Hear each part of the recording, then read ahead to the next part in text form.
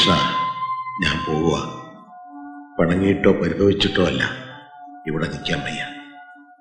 മനഃശാന്തി കിട്ടാൻ എവിടെങ്കിലുമൊക്കെ അലഞ്ഞു തിരിയട്ടെ.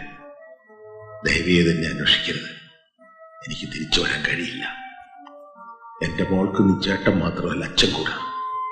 എവിടെ ഇരുന്നാലും നിങ്ങൾക്ക് നന്മ വരാൻ ഞാൻ പ്രാർത്ഥിക്കും.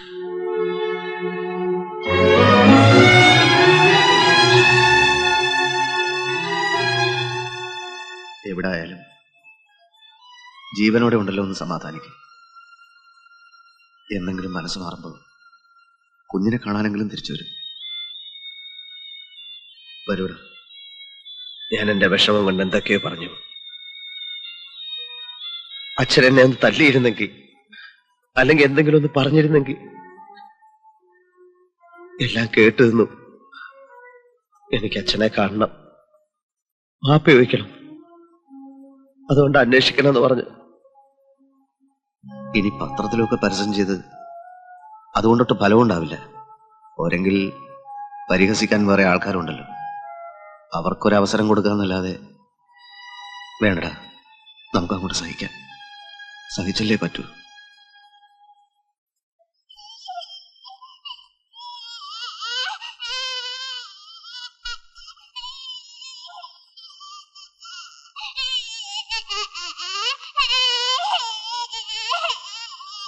കരണ്ട കരണ്ട കരണ്ട. അയ്യോ കരണ്ടേ. ആ ദാ ദാ ആ ദാ ദാ ദാ.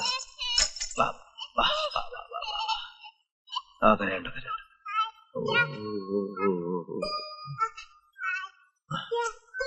അച്ഛനല്ല, ചേട്ടൻ. അച്ഛനല്ല, ചേട്ടൻ.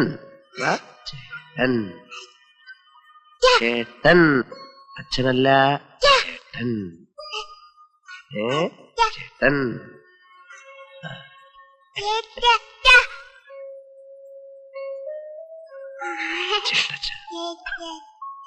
ചേട്ടച്ച ചേട്ടച്ച ചേട്ടച്ച ചേട്ടച്ച.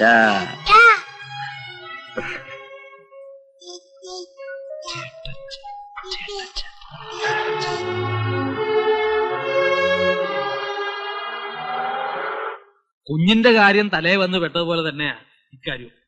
7-8 കല്യാണങ്ങൾക്കുള്ള സദ്യ ഏറ്റിട്ടാ ഈശ്വര പിള്ളച്ചേട്ടൻ പൊടിയും തട്ടിയൊക്കെ പോയത്. അപ്പോ ഞങ്ങൾ തമ്മിലുള്ള ഇരുപോഷം വെച്ചിട്ട് എല്ലാരും എന്നോടാ ചോദിക്കുന്നത് എന്താ വേണ്ടെന്ന്. അപ്പൊ ഉണ്ണി തന്നെ, ചേട്ടത്തിൽ തന്നെ പറ എന്താ വേണ്ടെന്ന് വെച്ചാ എരിശ്ശേരിയുമായിട്ട് ആലോചിച്ചിട്ട് തീരുമാനിക്കാം. അയാളെ ഏർപ്പെടുത്തിയാൽ ശരിയാവില്ല, മുഴുവൻ പുളിശ്ശേരിയായി കളയും. ഈ വെളിച്ചെണ്ണയ്ക്ക് പകരം ചാരായ ഒഴിച്ച് കടി വറുക്കുന്ന അയാള്. എന്റെ പൊന്നു വാര്യർ സാറേ, ഈ ചേട്ടത്തിനോട് ഒന്ന് പറ, ഈശ്വരപിള്ള ചേട്ടൻ അഡ്വാൻസ് വാങ്ങിയിട്ടുള്ള കല്യാണ സദ്യക്ക് നടത്തി കൊടുക്കാൻ. ഈ വർമ്മ സാറിന്റെ മോളുടെ കല്യാണം മറ്റന്നാളാ. എടോ, അത് തന്നെയാ ഇവിടെ പറഞ്ഞുകൊണ്ടിരിക്കുന്നത്. പക്ഷെ എന്തൊക്കെയായിട്ടും ഉണ്ണിക്ക് ഇങ്ങനെയല്ല, അതേ നാല് വരും. ഇയാൾക്ക് അങ്ങോട്ടൊരു ധൈര്യം വരുന്നില്ല. വർമ്മ സാറ് പേടിക്കണ്ട, ഈശ്വരപിള്ള ചേട്ടന്റെ സ്ഥാനത്ത് ഉണ്ണിയച്ഛനുണ്ടാവും, ചേട്ടച്ചനുണ്ടാവും. ബാക്കി കാര്യം ഞാൻ ഏറ്റു. എന്നെ കൂടെ പുകയ്ക്കരുത്. പുകഞ്ഞാലും നമ്മൾ നാറത്തില്ല, അതിലെനിക്ക് ധൈര്യമുണ്ട്. വർമ്മ സാറ് പോയിക്കോ. ഈശ്വരപിള്ള ചേട്ടൻ ഇല്ലാന്ന് വിചാരിച്ചിട്ട് ബേജാറാവണ്ട. ഈ ചേട്ടച്ചൻ ഈശ്വരപിള്ള ചേട്ടൻ തന്നെയാ. അതെ, അത് തന്നെയാ കൈപുണ്യം.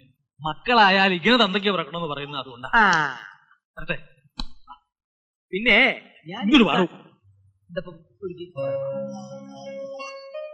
ഞാൻ എന്താ ചെയ്യേണ്ടത് എന്റെ മോളെ?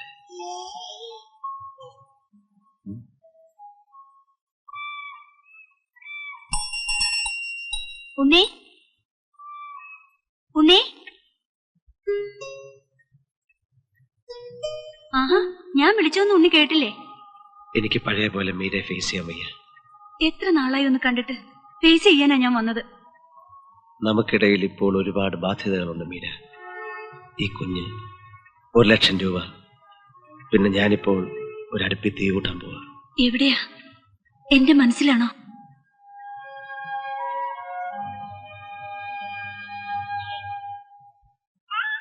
മോക്ക് പേരിട്ടോ? ഇല്ല, ഞാനൊരെണ്ണം കണ്ടുവച്ചിട്ടുണ്ട്. എനിക്ക് പഴയ നാടൻ പേരാ ഇഷ്ടം. എനിക്കറിയാം. എന്നാ പറ. മീരാന്നോ? മീനാക്ഷി. മീനാക്ഷി. മീനാക്ഷി കൊള്ളാം, എനിക്കിഷ്ടായി. നമ്മുടെ മോക്കിടാനിരുന്ന പേരാ.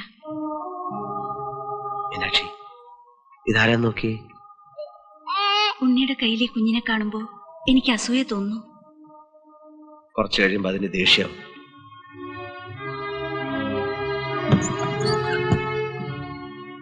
ഉണ്ണി എന്തായി പറയുന്നേ? മീരപ്പയ്ക്കോ? ഉണ്ണി, ഞാൻ വേറൊന്നും ഉദ്ദേശിച്ചല്ല. ഇനി എക്സ്പ്ലനേഷൻസ് ഒന്നും വേണ്ട. ഞാൻ പറഞ്ഞത് അത്ര കാര്യമാക്കുകയും വേണ്ട. ഉണ്ണി അച്ഛനെ ഒന്ന് കാണണം. എന്തിനാ? 1 ലക്ഷമല്ല ഉണ്ണി, 1 ആയുസ്സാ വലുത്. കാണൂ. കാണാം.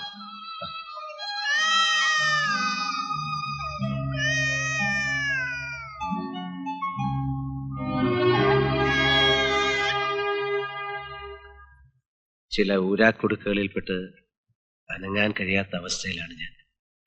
നമ്മൾ വിചാരിച്ചാൽ ചില കുരുക്കുകളൊക്കെ അഴിക്കാൻ കഴിയും. ഇന്നലെ തന്റെ ചേട്ടനും ഒരു ഭാര്യരും കൂടെ എന്നെ കാണാൻ വന്നിരുന്നു. എന്തിനാണെന്ന് തനിക്ക് ഊഹിക്കാമല്ലോ. അവരോട് ഞാൻ പ്രത്യേകിച്ചൊന്നും പറഞ്ഞില്ല. ആലോചിക്കാമെന്ന് പറഞ്ഞു. ഞാൻ അറിയാതെയാണ് സാർ. അതെനിക്ക് മനസ്സിലായി. അതല്ലേ ഞാൻ ഇങ്ങോട്ട് വന്നത്. ഒരു കല്യാണത്തെ പറ്റി പെട്ടെന്ന് ആലോചിക്കാൻ പറ്റിയ ഒരവസ്ഥയിലല്ല സാർ ഞാൻ. എനിക്കറിയാം. പക്ഷേ ഞാനും ഉണ്ണിയും വിചാരിച്ചാൽ നമുക്ക് മീരയെ രക്ഷിക്കാം. അച്ഛൻ വന്ന് ചോദിച്ചപ്പോ 1 ലക്ഷം രൂപ ഞാൻ കൊടുത്തത് സ്ത്രീധനമായിട്ടല്ല, ഉണ്ണിയോടുള്ള സോഫ്റ്റ് കോർണർ കൊണ്ട് എനിക്കാവുന്ന ഒരു സഹായം ചെയ്തു. That's all. എന്ന് വെച്ച് അതൊരു കടമായിട്ടോ ബാധ്യതയായിട്ടോ കരുതേണ്ടതില്ല. ഇനിയും തനിക്ക് ആവശ്യമുണ്ടെങ്കിൽ എത്ര വേണമെങ്കിലും തരാം. തന്നെ എനിക്ക് അത്രയ്ക്ക് ഇഷ്ടമാണ്. പക്ഷേ മീരയുടെ കാര്യം വരുമ്പോ ഞാൻ സ്വാർത്ഥനാണ്. Selfish like anything. ഉണ്ണിയിൽ നിന്ന് ഉണ്ണി തന്നെ അവളെ പിന്തിരിപ്പിക്കണം. നിങ്ങൾക്കിടയിൽ നിങ്ങളുടേതല്ലാത്ത ഒരു കുഞ്ഞുണ്ടെന്നുള്ളത് പ്രോബ്ലമാണ് Unni. You can't deny it. You can't despise. അവൾ കരയുന്നു. അവൾക്ക് ഉണ്ണിയെ വേണം. മീരയ്ക്ക് മറ്റൊരാളെ കിട്ടും. പക്ഷേ അതിനുണ്ണി തന്നെ വിചാരിക്കും. ഞാൻ അവളെ ഒന്ന് എടുക്കട്ടെ. കരയണ്ട കരയണ്ട കരയണ്ട. ഉണ്ണി, ഇതാ രക്തബന്ധം എന്ന് പറയുന്നത്. പറിച്ചെറിയാൻ പറ്റില്ല. അനുജത്തിയോട് നിനക്ക് ഇത്ര ഇഷ്ടമാണെങ്കിൽ ഞാനൊരച്ഛനാണ്. എന്റെ കാര്യം ഒന്ന് ഓർത്തു നോക്ക്. എന്റെ നെഞ്ചെടുപ്പ് നിനക്ക് മനസ്സിലാവും. യാചിക്കണമെങ്കിൽ യാചിക്കാം.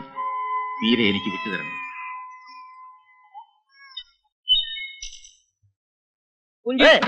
എനിക്ക് ഇങ്ങനോട് കൂടുതലൊന്നും പറയാനില്ല. പെണ്ണാലോചിക്കാൻ നടക്കുന്ന ബ്രോക്കർ പണിയാണല്ലോ. അത് സ്വന്തം അളിയന്മാർക്ക് വേണ്ടിയൊക്കെ ചെയ്താൽ മതി.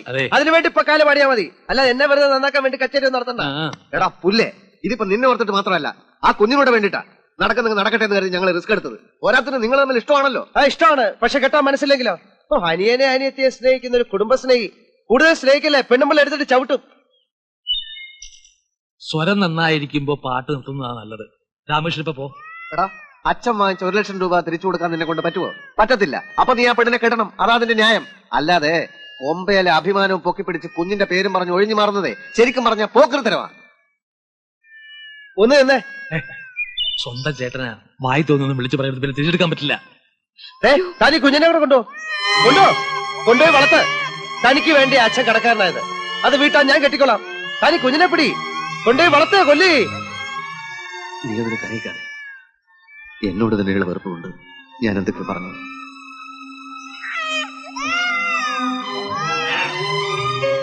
കണ്ണി ചോരയില്ലാതെ ഓരോന്ന് പറഞ്ഞ ആ ചേട്ടച്ചനെ വിഷമിപ്പിക്കരുത്.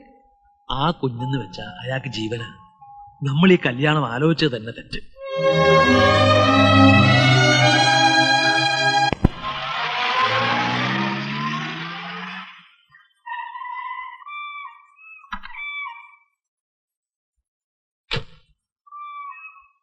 ഉണ്ണി എന്തിനാ അച്ഛനോട് കള്ളം പറഞ്ഞത്?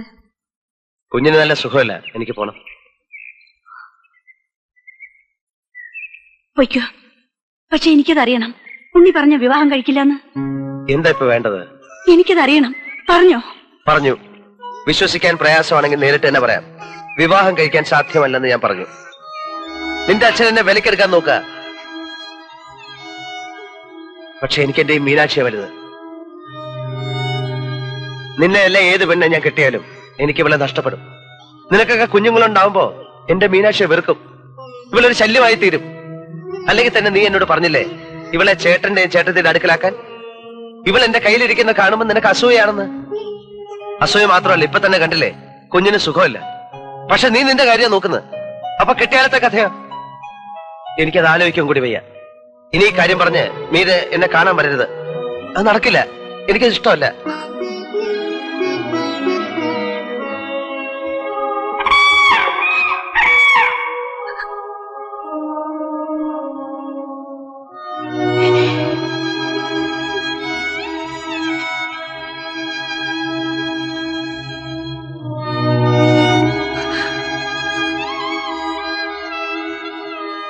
മീനാക്ഷി, ഒടുവിൽ നിനക്ക് വേണ്ടി ഞാനത് പറഞ്ഞു. കാണാൻ വരരുതെന്ന്, വിവാഹം കഴിക്കില്ലെന്ന്.